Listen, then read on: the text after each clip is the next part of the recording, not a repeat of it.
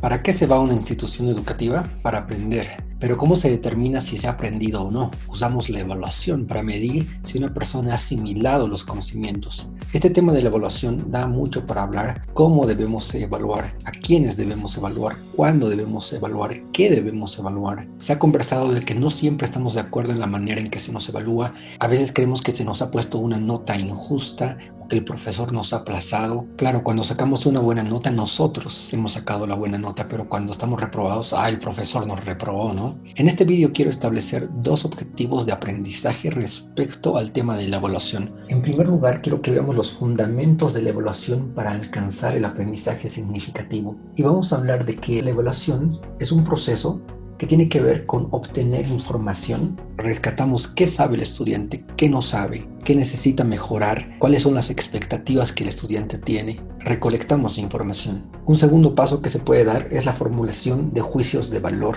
Podemos decir con propiedad en qué situación se encuentra el estudiante. Y finalmente podemos tomar decisiones respecto a la información que hemos recolectado. Por otro lado, también podemos hablar de los momentos en que se da la evaluación.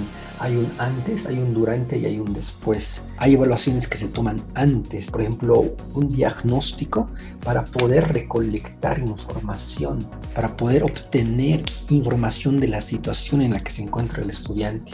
Luego tenemos un momento que es durante, que tiene que ver con la evaluación formativa para poder ver qué necesitamos precisar, qué conocimientos necesitamos reforzar en los estudiantes. Luego tenemos después, que es una evaluación sumativa, donde podemos evaluar un producto final, todo lo que se ha hecho durante un cierto proceso y evaluar ese producto final, pero no necesariamente a través de un examen. No tenemos que tomar como sinónimos evaluación sinónimo de examen. La evaluación va más allá de un examen. Por eso es que acá he puesto que la evaluación no es un sinónimo de una calificación alfanumérica. A veces se ha pensado que evaluar es para poner una calificación necesariamente, ya sea en números o ya sea en letras, pero la evaluación es mucho más que eso. Por eso tenemos también que pensar que la evaluación no es un punto final.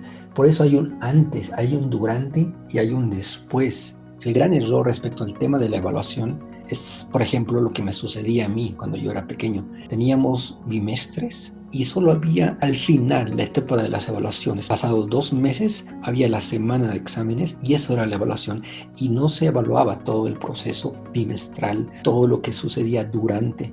Entonces los estudiantes tenían que memorizar, era un aprendizaje memorístico y tenías que repetir como lorito en el examen escrito todos los contenidos, ya sea del libro, todo lo que el profesor había dicho que tú lo habías apuntado. Entonces, respecto a los fundamentos de la evaluación para que el estudiante pueda alcanzar un aprendizaje significativo, el docente no se tiene que limitar a hacer una prueba escrita de conocimientos, lo que se conoce como un examen. Necesita constantemente hacer un seguimiento a los estudiantes y tomar distintas pruebas.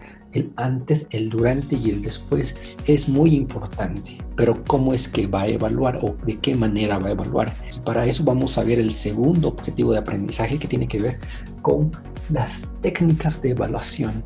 Queremos definir las técnicas de evaluación en base a otras experiencias, pero que no se centren únicamente en la nota. ¿Cuántas veces los estudiantes piensan solamente aprobar? Piensan solamente que les alcance la nota. Entonces el enfoque debería estar en aprender más que en conseguir unos números. Hablemos entonces por un momento de las técnicas. Tenemos técnicas informales, semiformales y formales. Como informales podemos tener la observación, la exploración, las conversaciones, las entrevistas, ¿no?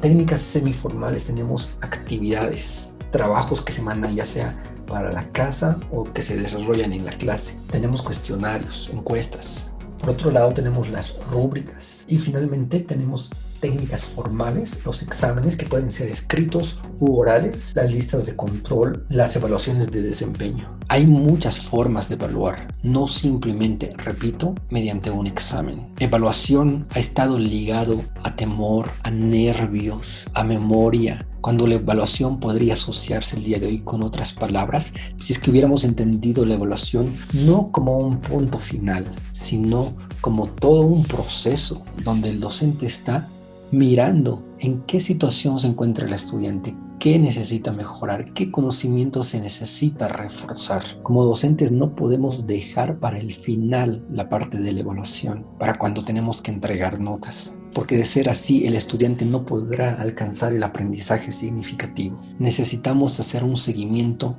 continuo y creer nosotros mismos y fomentar en los estudiantes la idea de que la evaluación no será una partecita al final del tren, sino todo completo, no una partecita al final del bimestre o trimestre o semestre o año, sino durante todo el tiempo correspondiente. Para que la evaluación dé resultados positivos, necesitamos constantemente evaluar cómo evaluamos.